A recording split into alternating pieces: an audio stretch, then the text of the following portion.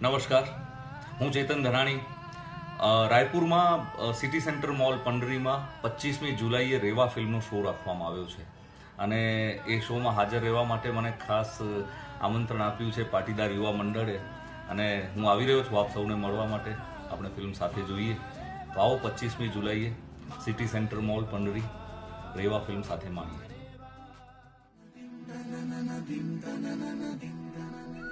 આ મેકલ સુતા દિવસે જોવી ગમે છે અને રાત્રે સાંભળવી ગમે છે.